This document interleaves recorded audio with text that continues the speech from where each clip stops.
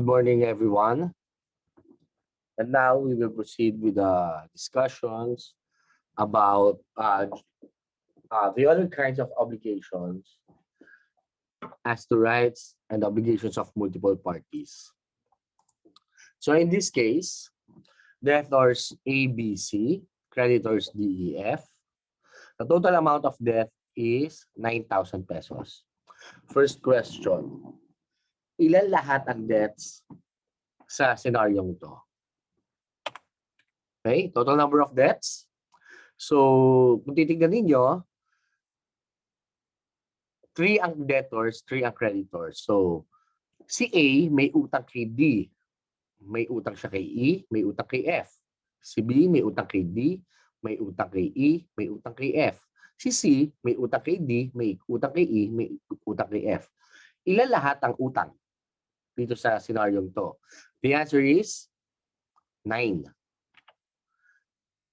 Second question, is it joint or solidary obligation? The answer is, it is joint. Why?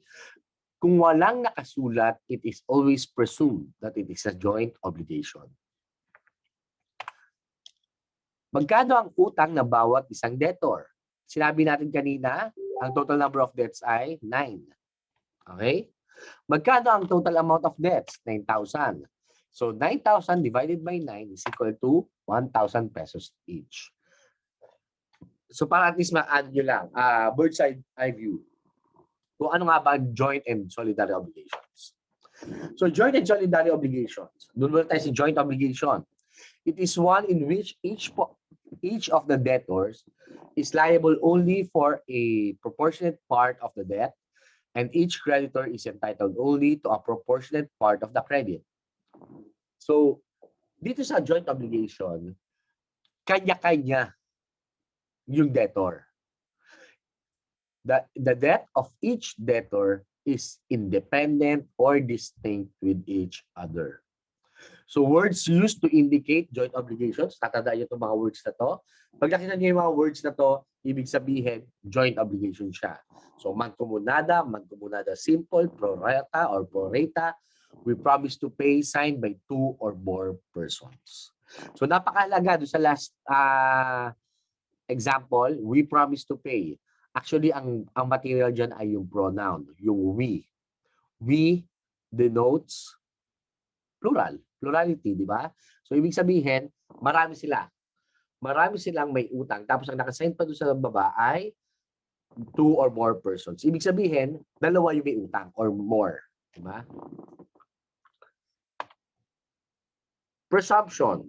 When 2 persons are liable under a contract or judgment and no words appear to make each liable for the entire obligation, the presumption is that the obligation is joint. Doon sa kanina nating example, it is a joint obligation dahil walang nakasulat. So kapag walang nakasulat, it is joint. Parang ang default ay joint. Effects. The demand by one creditor produces the effects of default only with respect to the creditor who demanded and the debtor on whom the demand was made, but not with respect to others. What's the reason behind this? It is because in a joint obligation, the debt of each debtor is distinct and separate with each other. So, magkakaiba sila. Hindi sila magkakasama. The interruption of prescription by the judicial demand of one creditor upon a debtor does not benefit the other creditors, nor interrupt the prescription as to the other debtors. Again, dahil sila ay magkakahiwalay. The vices of each obligation arising from the personal defect of a particular debtor or creditor do not affect the obligation or rights of the others. So kung meron mang minor or insane sa part ng debtors or na creditors, walang pakialam yung iba doon. Kasi nga, hiwa-hiwalay sila. The insolvency of a debtor does not increase the responsibility of his co-debtors, nor does it authorize a creditor to demand anything from his co-creditors. Class insolvency. Diba? Ibig sabihin, wala ng pera. Ha? Mas marami yung kanyang liabilities kaysa sa assets. Kapag sa solidary obligation, sasagutin ng ibang co-debtor yung utang ng kanilang insolvent co-debtor. Pero sa joint, wala siyang pakialam, insolvent man o solvent, yung kanyang co-debtor dahil magkakahiwalay sila.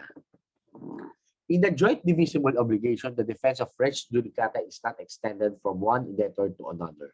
Dahil nga, magkakahiwalay sila. Yun lang yung ibig sabihin doon. Effect in case of novation, compensation, confusion, and remission. Ano ba itong novation, compensation, confusion, and remission? These are modes of extinguishing an obligation. Dito sa joint obligation, itong mga modes of extinguishment na to will not affect, di ba? Will not affect the other debts or obligations. Kung sino lang ang, kung kanina lang nag-apply ang novation, compensation, confusion, and remission, sa kanya lang, ha? Hindi siya mag-a-apply dun sa iba. Kasi nga, joint sila. Solidary obligations. Solidary obligation is an obligation wherein each debtor is liable for the entire obligation and each creditor is entitled to demand the whole obligation. Dito sa solidary obligation, for example, ABC debtors, CD, E, F, I creditors. Ang total amount of debt is 9,000 pesos. Kapag si D nag-demand kay A, pwede niyang i-demand yung entire amount of debt, which is 9,000 pesos. Si A, kailangan din niyang magbayad kay D ng 9,000 pesos, which is subject to reimbursement. Paano nagkakaroon ng solidarity? 1, express stipulation. 2, charge or condition is imposed upon heirs, and the testament expressly makes the charge in solidum. There's a law which expressly provides that the obligation is solidary. Final judgment imposing solidary responsibility. Nature of the obligation requires solidarity. So ito, words used to indicate joint obligations, mancomunidad, solidaria, joint and several, in solidum, individually and collectively. Ito, mahalaga to. I promise to pay. The pronoun used is I. Tapos, ang nakapirma, 2 or more persons. Kapag gano'n nakita nyo, it is solidary. Ha? Maliwanag, class? Right. As to source, ito, madali lang naman to.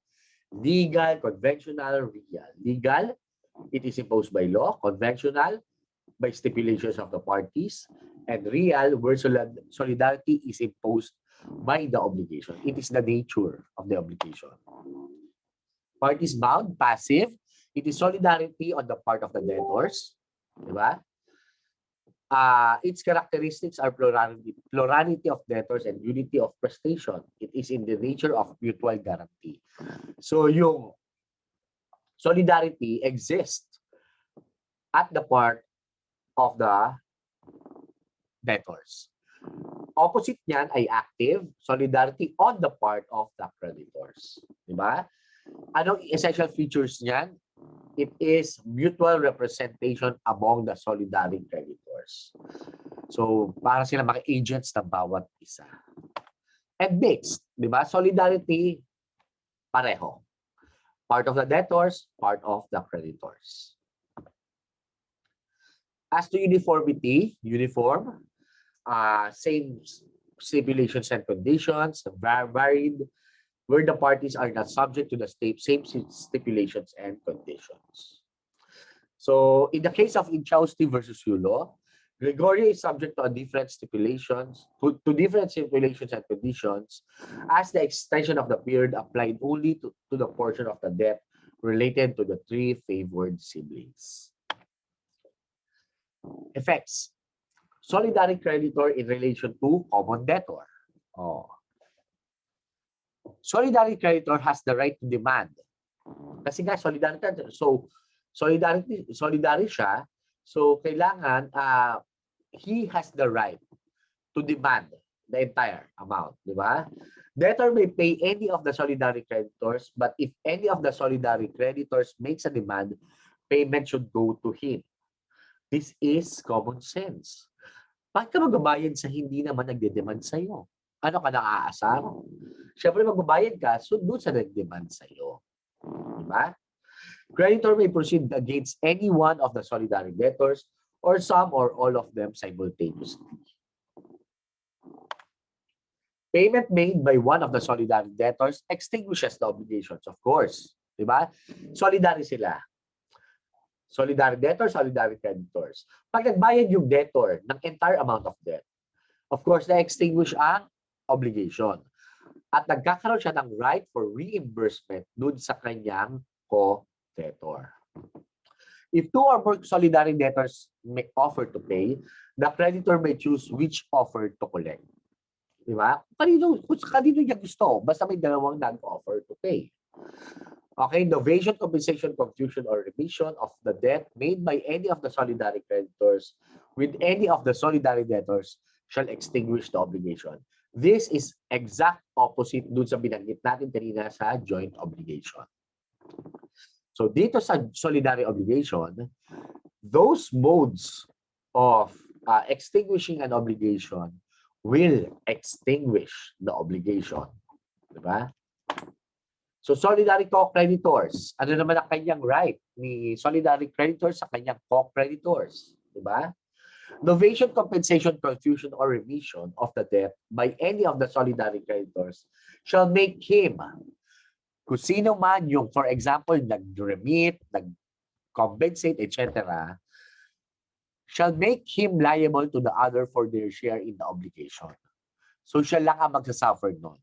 Kung nag-donate siya ng part niya, that's a remission, kung nag-donate siya ng part niya, dun sa ibang solidary debtors, siya lang ang mag-shoulder doon. Wala nang iba. Hindi mo pwedeng ma-prejudice ang mga solidary co-creditors sa acts ng isang creditor, solidary creditor, without their consent. Ito yung sinasabi ko, solidary co-creditors may do whatever is useful to the others, but not anything which may be prejudicial to them. Solidary co-creditors may not assign his rights without the consent of the other co-creditors. Bakit kaya? Dahil itong solidary co-creditors, they are acting as agents of each other. Diba? May mutual representation. At ngayon, dahil may mutual representation, there is trust and confidence issues. Diba? May fiduciary relationship sila sa bawat isa. Kaya kapag i-assign ni solidary creditor ang kanyang rights sa iba, kailangan may consent ng kanyang co-creditors.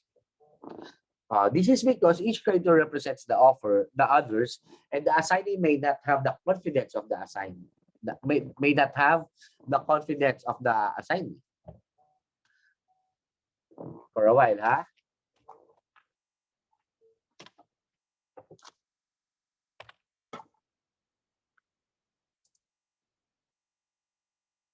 Okay. So, the assignment must have the consent of the other solidary co-creditors, because the relationship between the co-creditors are based on trust and confidence. The nature of their relationship is fiduciary in nature. Solidary debtor, ano naman yung relationship ng solidary debtor in relation sa common creditor?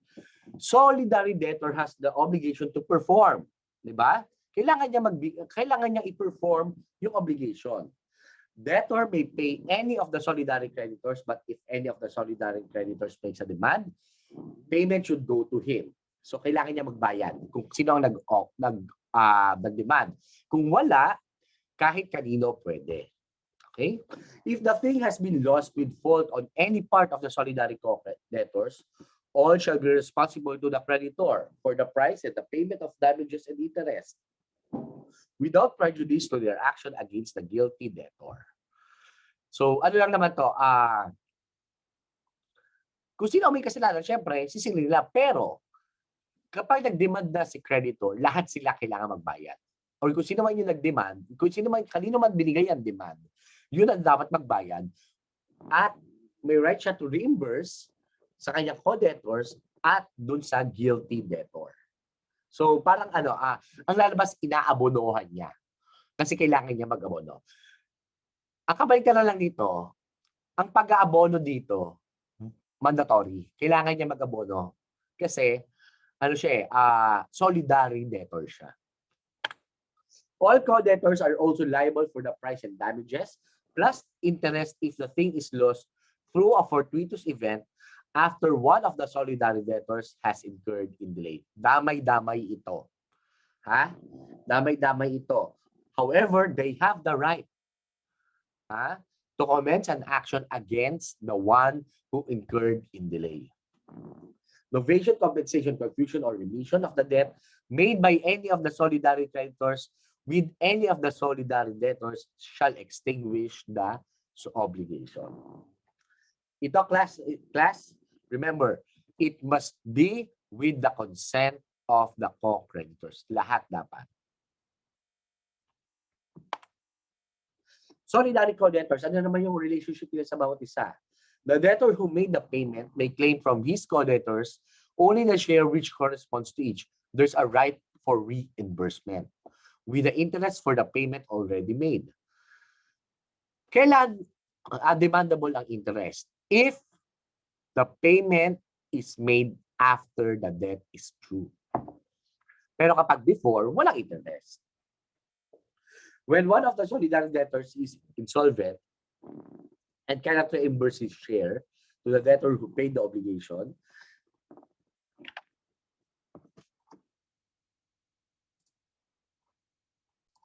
when one of the solidary debtors is insolvent and cannot reimburse his share to the debtor who paid the obligation, such share shall be borne by all his co-debtors in proportion to the share of each. Ibig sabihin, class, kapag insolvent yung isang co-debtor nila, kailangan nilang i-shoulder yung share nun. In proportionate. Diba? Proportionately. Ibig sabihin, depende kung magkano ang kanilang share sa utang. Kapag walang nakalagay as regards the share sa debt, it is presumed to be equal. Payment by a solidary debtor shall not entitle him to reimbursement if such payment is made after the obligation has prescribed or has become illegal. This is common sense. Diba? Kapag nag-prescribe na ang obligation or it has become illegal, therefore, wala nang obligation. Tapos nagbayad ka pa rin, so choice mo na yon. A debtor whose share has been remitted by the creditor is not released from the obligation to reimburse in case the debt has been totally paid for by any of his co-creditors before the remission was effected. Ito kung yung this is common sense also. 'Di ba? Nauna yung bayad bago yung remission. 'Di ba?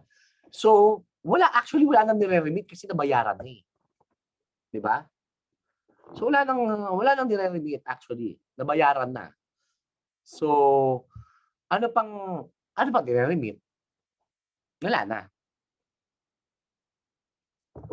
All co-debtors are liable for the price and damages plus interest if the thing is lost through a fortuitous event after one of the solidary debtors has incurred in delay.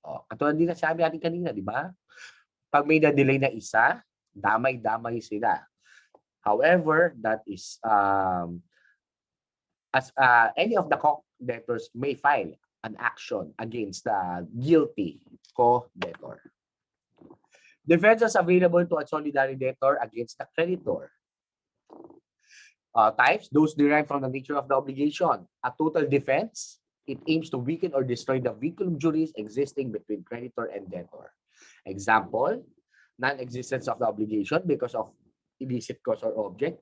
Ibig sabihin lang dito, class, kapag napatunayan nila to, itong mga examples na to, the obligation is extinguished. Nullity due to defect, incapacity, or consent of all debtors, all, kailangan all, such as minority, mistake, fraud, etc., or extinguishment of obligation. Kapag ganyan na nangyari, class, extinguish yung obligation. Walang babayaran sila solidary debtor. Personal defenses, at saka personal defenses, ibig sabihin niyan, class, si solidary debtor, for example, ay ABC solidary debtors. Si A, minor. Si B at C, hindi.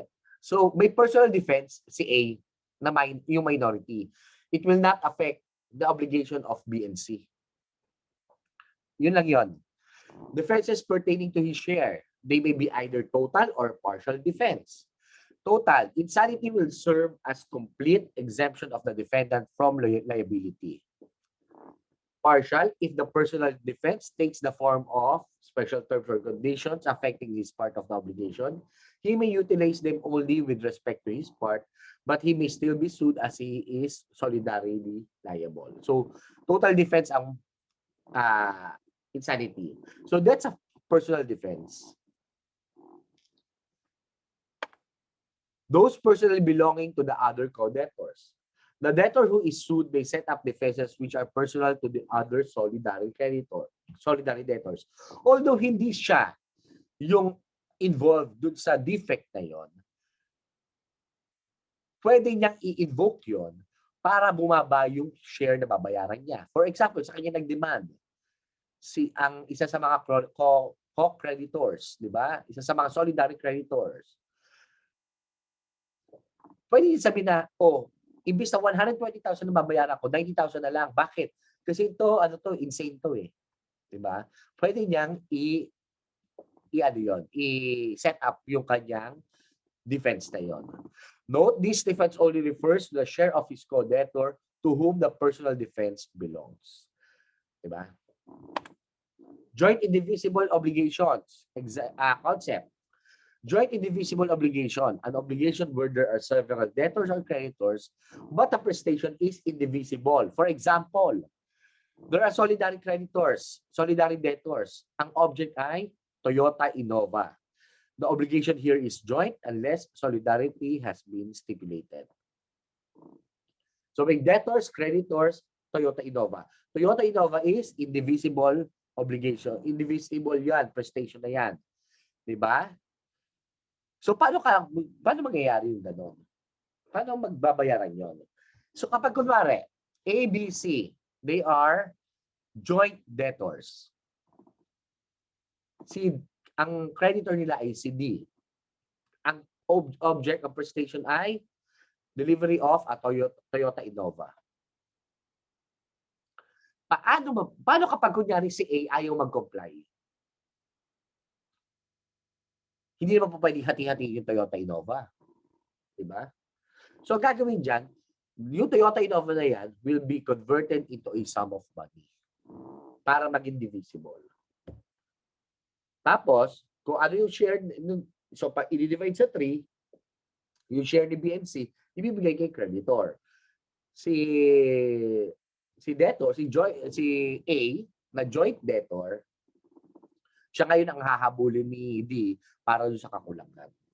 Class, it doesn't mean na kapag indivisible ang prestation, solidary ang obligation. Hindi ganon yon. It doesn't follow. Okay? Indivisibility distinguished from solidarity. Indivisibility refers to the prestation, while solidarity refers to the legal tie that binds the parties. In indivisible obligations, only the debtor guilty of breach is liable for damages. While in solidary obligations, all of the debtors are liable for the breach. So, kasi nga sa solidary, damay-damay, di ba? Iisa lang sila. They are treated as one. Doon sa joint obligation, kanya-kanya yan. Walang pakialamanan. In indivisible obligations, the others are not liable in case of insolvency of one debtor. While in solidary obligations, the others are proportionately liable. So yun nga, damay-damay pa rin, di ba? Kapag insolvent yung isa. So for example, A, B, C, ang total amount of debt ay 90,000. Solidary ito ha. 90,000 pesos. May utang sila kay D. So kung titignan ninyo, tignan 30,000 sila. Pero solidary obligation. Si D, nag-demand ngayon kay A. Nung nag-demand si D kay A, insolvency si C. So 30, 30, 30, insolvent na to. Paano mababayaran yung 30? Yung 30,000 na yun will be divided into 2, si A and B, 45, 45. So si A, kailangan niya magbayad ng 45, ng 90,000 pesos kay D, at yung 45,000 pesos, i-reimburse niya from B. Ngayon, pag nagkapera na si C, doon nila hahabulin si C para doon sa kanilang inabunuhan ng utang ni C. Maliwanag? Effects. Several creditors and only one debtor. The obligation can be performed by delivering the object to all the creditors jointly. A debtor who delivers a thing to one creditor only becomes liable for damages because of non-performance to other creditors unless they have authorized the former to receive payment for all of them. This is self-explanatory, di ba? So, ma-extinguish yung obligation kapag pinerform mo sa kanilang lahat. Diba? Eh, hindi naman laging solidary sila. Kapag solidary sila, yung compliance mo sa isang debt, sa isang creditor, sufficient na yun. Diba? If only one or some of the creditors demand the prestation, he may legally refuse to deliver to them. Okay?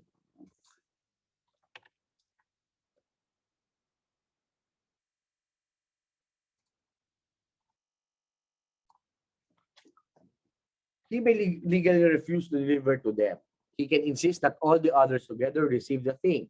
And if any of them refuses to join the others, the debtor may deposit the thing in court through consignation. So, para safe si debtor, kailangan mag-present siya, i-fulfill niya ang kanyang obligation sa lahat, sa harapan ng lahat. Diba? Kasi, paano kapag ayaw nung paano kapag guyoin siya nung isa, di ba? So kapag ayaw nung isa, kung ayaw nung isa na humarap habang pina-perform niya yung obligation, then pwede na consignation. Yung consignation, pag-aralan natin yan sa payment. In case of non-performance by the debtor, the obligation to pay damages arises.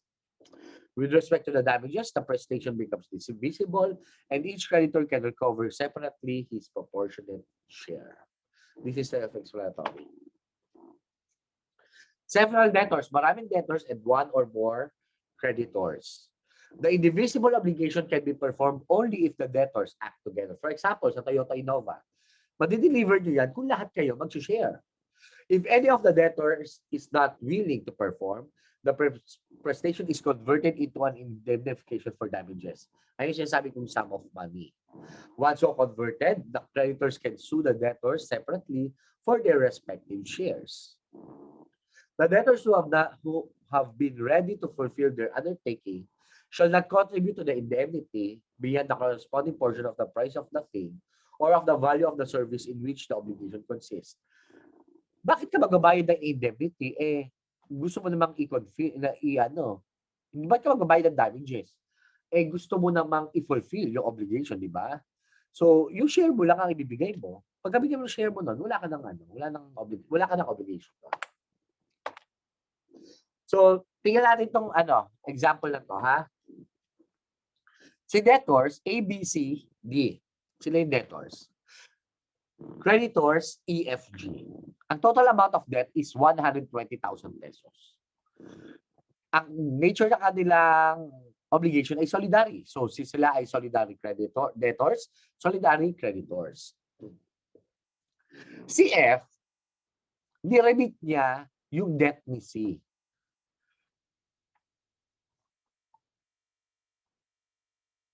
Okay. Let's discuss this.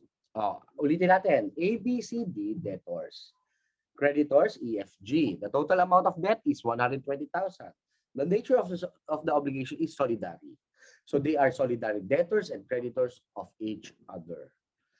When F remitted the debt of C, si C na isang solidary debtor, siguro dahil may past relationship sila, siguro ex niya yun, di ba? without the consent of his co-creditors. So yun yung unang scenario, ha? Tapos, si G demanded payment from A. So when G demanded payment from A,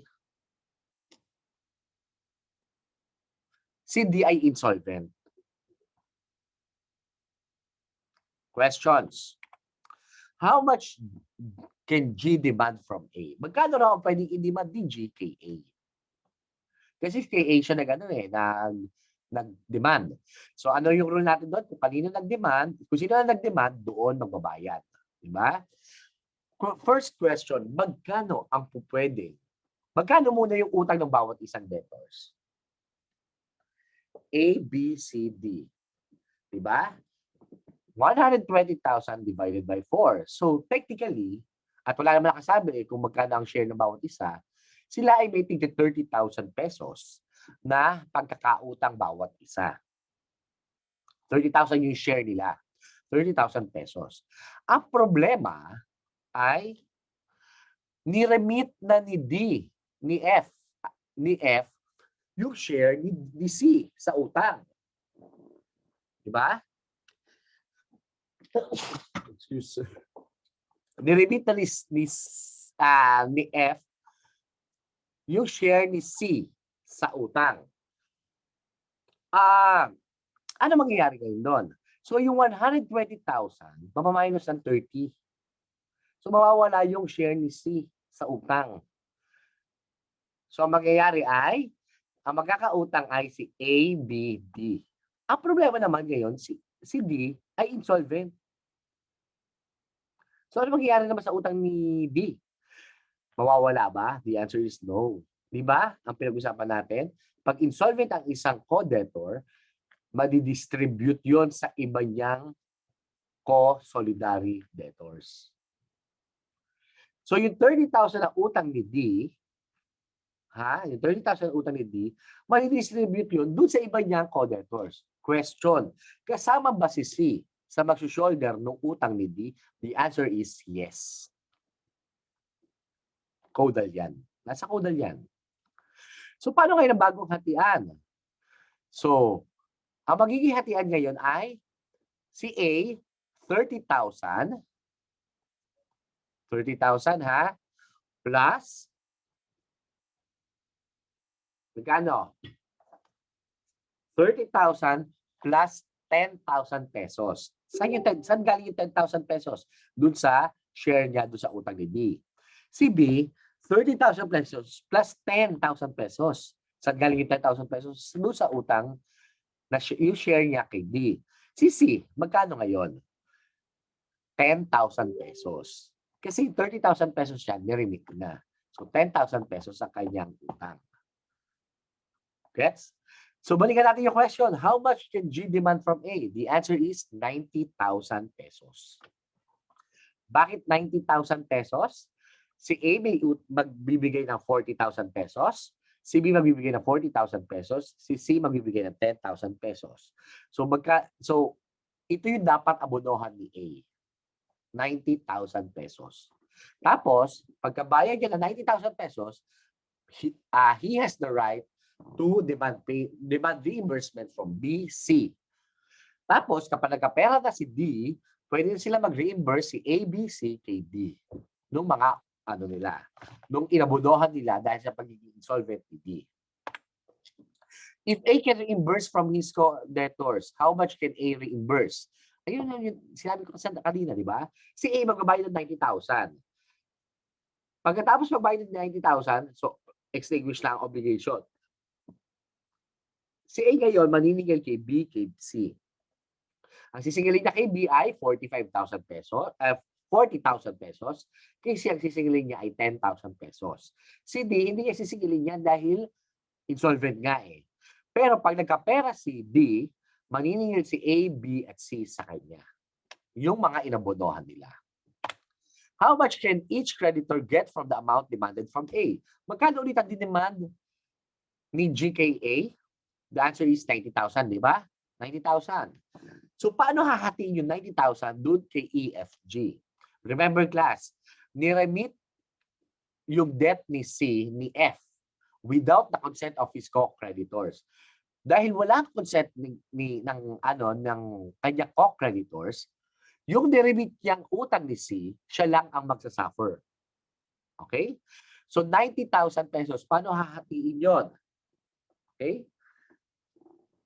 90,000 pesos ay ang magiging hati niyan ay ang magiging hati niyan ay i-divide nyo muna siya ng 3. Di ba?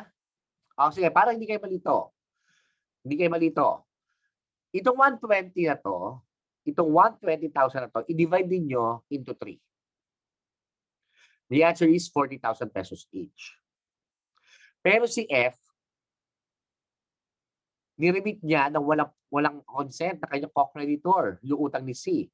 Magkano utang ni C? 30,000 pesos. So yung kay F, 40 minus 30 is equal to 10.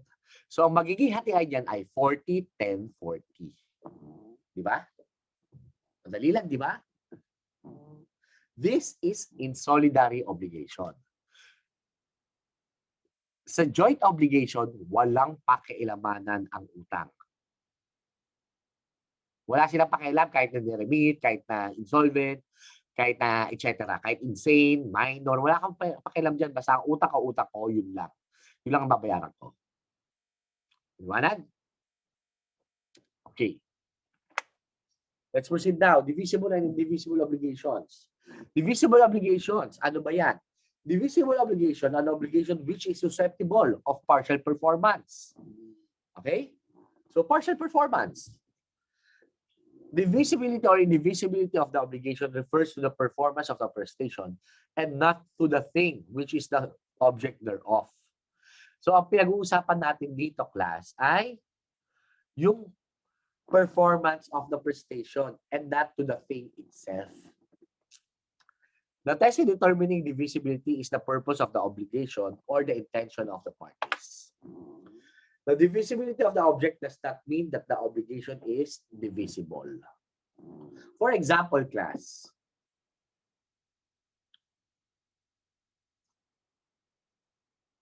isang sakong bigas. Divisible naman yan, di ba? Pwede mo i-kilo-kilo yan. Pero, pwede siyang hindi siya automatic na divisible obligation. Pwede siya maging indivisible obligation. Paano? Paano kapag isang bigayan lang, isang bayaran lang, isang delivery lang, hindi mo pwedeng hati-hatiin. So, indivisible yung obligation niya.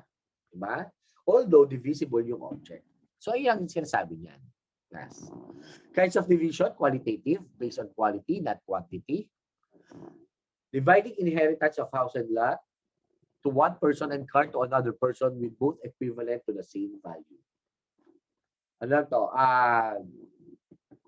So ito, sa iyo yung bahay, sa iyo yung lupa, sa iyo yung kotse. Quantitative, 100,000 pesos, hati natin ng 50,000. Ideal, exists only in the mind of the parties. Sa utak lang to. Co-ownership of a divisible and indivisible things. Of divisible and divisible things. Paano yun? Sa lupa. Mag-co-owner side dito Hindi mo naman masasabi na ito yung side ko, ito yung sa akin, ito yung sa'yo. Hindi. Sa bawat isang part niyan, co-owner tayo.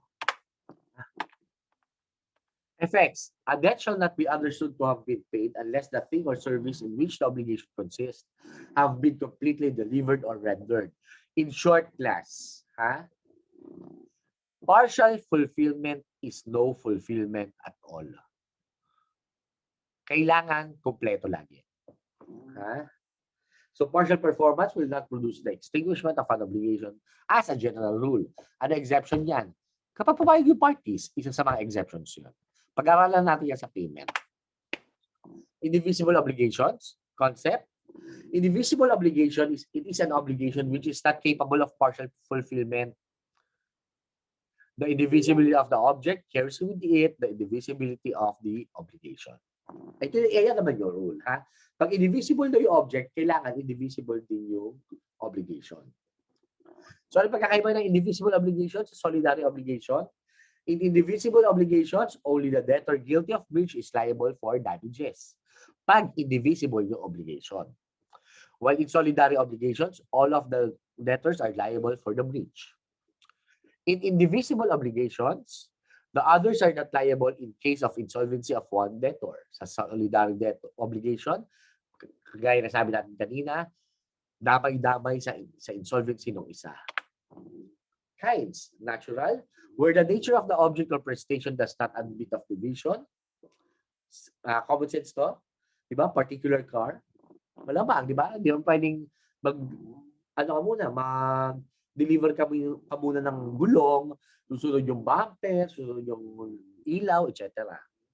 Legal, where a specific provision of law declares as indivisible obligation which by their nature are divisible to pay taxes. Payment of taxes, pera binabayaran mo dyan eh. So kung tutuusin, divisible siya, di ba? Pero, hindi mo siya po pwedeng bayaran ng installment kasi there's a law which says that bayaran mo siya ng buo, kailangan buuan ng bayad dyan. Hindi mo pwedeng hati-hati. Conventional, of course, stipulation of the parties. Okay? Where the will of the parties makes us indivisible obligation which by their nature are divisible. Yung sabi ko nga sa inyo kanina, pag may usapan tayo 100,000 pesos, babayaran mo sa akin next week. 100,000 pesos babayaran mo sa akin next week. Kasi, pag binayaran mo ako ng 50,000 pesos, it is only a partial fulfillment. Therefore, it is no fulfillment at all. Diba? Presumptions of indivisibility. The following are presumed to be indivisible. Obligations to give a specific thing. Obligations not susceptible of partial performance. Obligations provided by law to be indivisible. And of course, intention of the parties. Of divisibility. Ito, ano lang naman ito eh. Common sense. Of course, obligations susceptible of partial performance. Obligations which have for their object the execution of a number of days of work. So kung tatapusin natin ito ng 30 days, 30 days. Obligations which have their object the accomplishment of work by metrical units. O 1 kilometro muna, pagkatapos nun, next week, 2 kilometro, susunod, 3 kilometro na, etc. Divisibility in obligations not to do. In this case, divisibility or indivisibility shall be determined by the character of the prestation in each particular case. So, titignan ninyo yung prestation kung divisible siya o hindi. Obligations to do and not to do are generally indivisible. Obligations to do in Article 1225, Paragraph 2 are divisible. Basahin niyo yan. Effects, complete performance of an obligation is required and partial fulfillment is forbidden, save for 2 exceptions. Again, general rule. Partial fulfillment is no fulfillment at all. Exceptions. Where the obligation has been substantially performed in good faith, the debtor may recover as if there had been complete performance minus the damages suffered by the creditor. Nasa payment ito. And, of course, waiver. Waiver ng on the part of the creditor. Alam na niya kulang, tinanggap niya pa. Diba? A joint indivisible obligation gives rise to indemnity for damages from the time any one of the debtors does not comply with his undertaking. Yung example natin kanina sa Solidary, di ba? ABC. They are obliged to deliver a Toyota Innova. Hindi ayaw ni A. So si Toyota Innova, ma-convert siya into damages. So hati-hati. For example, 900,000 pesos ang amount ng Toyota Innova. Divided into 3, 300,000 pesos each. So itong dalawa, magbabayad siya natin 300,000. Ito si isa na ayaw magbayad, bahala ka, ididemanda siya. Okay, number 6 is cessation of indivisibility. So kaya nasa ano yan? Maintindihan niyo yan.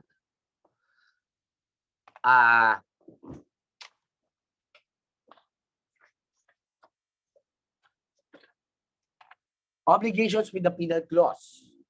Concept.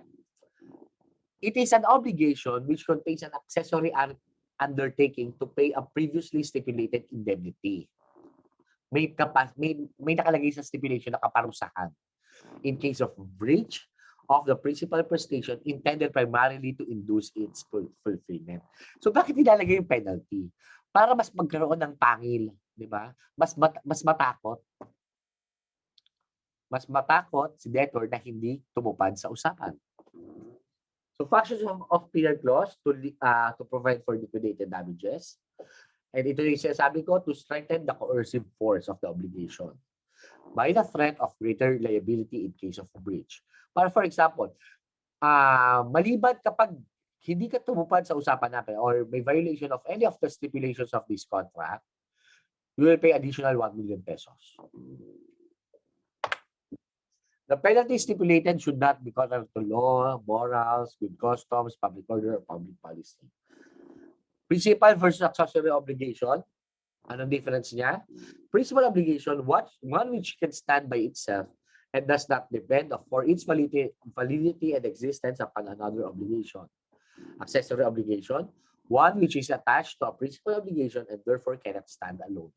Ilang beses natin pinag-usapan niya. Paano ang pagkakaiba nito sa conditional obligation? Obligation with a penal clause, there's an existing obligation na. Conditional obligation, magkakaroon lang ng obligation upon the happening of the suspensive condition. Didiscuss din natin yan. Obligation with penal clause, accessory obligation is dependent upon the non-performance of the principal obligation. Diba? Ba't ka naman ipapenalize kung sinunod mo naman yung stipulation of the contract? Siyempre, ipipenalize ka kapag hindi mo sinunod. Conditional obligation, principal obligation itself is dependent upon a certain event. Distinguished from alternative obligations. Obligation with a penal clause, only one prestation yan. Pag alternative, di ba? 2 or more. Pero yung fulfillment ng isa, okay na, extinguish na ang obligation. Obligation with penal clause, impossibility of the principal obligation extinguishes the penalty. Kasi nga, kapag yung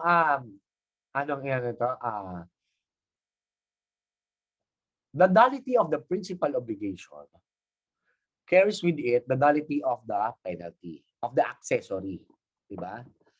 So katulad din ganyan, kapag impossible or void yung iyong principal obligation, therefore, void din yung iyong penalty. Sa alternative obligation, di ba, pinag-usapan natin? There are for example, 3 options. Pag ito impossible or illegal, may choice ka pa. Pwede pa dito sa dalawa. So, hindi pa siya ma-extinguish. Obligation with penal clause, debtor cannot choose to pay the penalty instead of doing the principal obligation unless that right is granted to him. Caudal yan, mga kaibigan, ha? Hindi po pwedeng sabihin ni debtor na mag-penalty na lang ako, ayoko sundin yan. Unless the right is granted to him. Alternative obligation, debtor can choose kung ano man doon sa mga prestations yung kanyang i-fulfill. Distinguished from facultative obligation, obligation with penal clause, kapag nagbayad yung pag binayaran yung penalty in lieu of the principal obligation, pwede yon. Kailan? Kapag merong stipulation na nagsabing pwede. Kapag wala, obligado siya na gawin yung principal obligation. Ngayon, kapag in case of breach, doon lang papasok si penalty. Facultative obligation, power of the debtor to make the substitution is absolute. Sinabi na natin yan, facultative, it is only the debtor who can choose to substitute. Distinguished from guarantee, similarities, they are both intended to ensure performance. Sabi naman natin, di ba, penalty. Sa penalty, kaya tayo nagbibigay ng penalty para mas matakot. Di ba? Para, bahala, kapag nag-breach ka, bayad ka na mas malaki. Di ba? Guarantee, ganun din. Di ba? Gumukuha tayo ng mga guarantors para mas maniwala sa atin, di ba? yung magpapautang sa atin na kapag hindi ako nakabayad, ito magbabayad. So pareho silang ensure performance. They are both accessory and subsidiary obligations. Ano difference nila? Obligation to pay the penalty is different from the principal obligation. Ano ang principal obligation? Kung ano yung nakastipulate. Yung penalty, papasok lang pag nagkaroon ng breach. Guarantee, the object of the obligations of the principal debtor and the guarantor is the same. Diba? Pareho. For example, si A creditor, si B debtor. Ang pinautang ni A kay debtor, 1 million pesos. Pero ni-require ni B si C, na magkumuha ng guarantor si B. Kinuha niya si C. So, anong object ng kanilang obligation? It is the 1 million pesos. Diba? Si B and C. Yun lang, kapag papasok lang si C sa eksena, kapag hindi nakabayad si B. Obligation with penal clause. Principal obligation and a penalty can be assumed by the served person. Guarantee, principal debtor cannot be guarantor of the same obligation. Mukhang tanga yun. Diba? I-guarantee mo yung sarili mong utang. Penalty extinguished by the nullity of the principal obligation. Sinasabi na natin ito kanina, di ba? The nullity of the principal obligation carries with it the nullity of the accessory of the penalty. Ano exemption yan? Except when the penal clause is assumed by a third person. Examples. Para at least maalam ninyo yung pagkakaiba-iba nila. Obligation with a penal clause. To convey to creditor horse X and he fails, ang obligation dyan ay ibigay kay creditor yung kabayo na si X.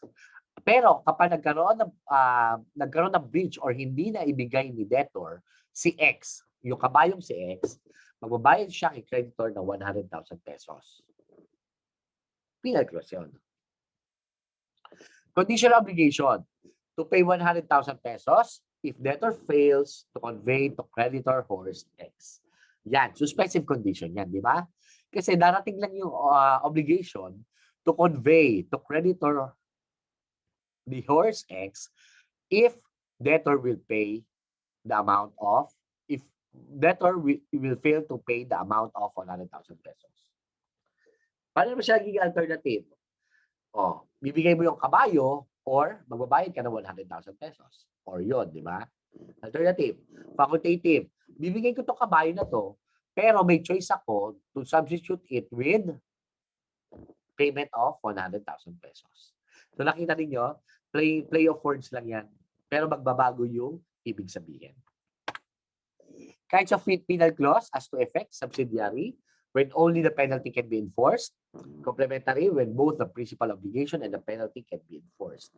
Depende yan sa stipulations. As to source, conventional, when it is provided for by the stipulation of the parties. Legal, provided by law. Purpose, punitive, para yung penalty will serve as a punishment. Reparatory, it takes place of damages. Demandability of penalty. The penalty is demandable only if there is non-performance. Di ba?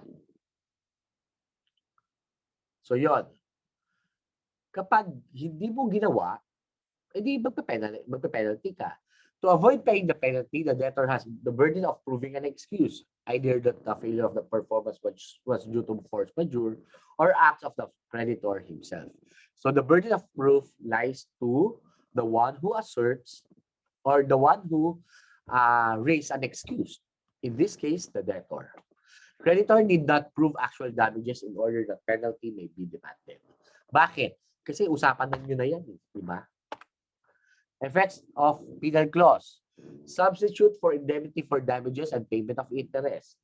It may not substitute for damages and interest if stipulated by the parties. Caudal yan, class. Not exempt debtor for performance, di ba? Unless that right is expressly granted to him. If it is allowed, it would make the obligation an alternative one. So, ibig sabihin yan, pwedeng gawin mo to or magbayad ka ng penalty. Or, creditor cannot demand both performance and penalty at the same time. That's the general rule. Exception. If the right is clearly granted to him and The creditor has demanded fulfillment, but it cannot be performed through the fault of the debtor. Creditor cannot collect other damages in addition to penalty. Diba? That's a general rule. Exceptions. May stipulation. Second, the debtor refuses to pay the penalty. And third, the debtor is guilty of fraud in the non-fulfillment of the obligation. Okay na naman daw mare-reduce. Pwedeng i-reduce ang penalty. Yeah? Whether it's partial or irregular performance. Class ha? Partial or irregular. Ibig sabihin, merong performance, kulang lang. Or hindi lang maayos. Diba? If there has been partial performance with the provision of a contract with a penal clause, the courts will rigidly apply the doctrine of strict construction against the enforcement of the penalty in its entirety, where the indemnity provided for is essentially a mere penalty having for its principal object the enforcement of compliance with the contract. So titingnan muna yung buong kung paano ano ba yung na-perform mo na, di ba? Ngayon, kung yung na-perform mo ay medyo substantial naman, well, the penalty may be reduced. Depende. Diba? Nullity of principal obligation or penal clause. Diba? Ito madali lang to. Nullity of the principal obligation also nullifies the penal clause. Exceptions. When the penalty is undertaken by a third person, precisely for an obligation which is enforceable, voidable, or natural. So, inassume the third person. When the nullity of the principal obligation is due to the fault of the debtor who acted in bad faith. Nullity of penal clause. So kapag ang void naman ay yung penal clause, it will not affect the principal obligation. I-consider lang na not written yung penal clause. The damage in case of non-performance shall be determined by the same rules as if there is no penalty. Rationally, the nullity of the principal obligation also nullifies the penal clause because the penal clause is only an accessory to the principal obligation, meaning the penal clause is dependent to the principal obligation. With that, thank you. See you sa inyong susunod na klase, susunod nating sessions. Bye!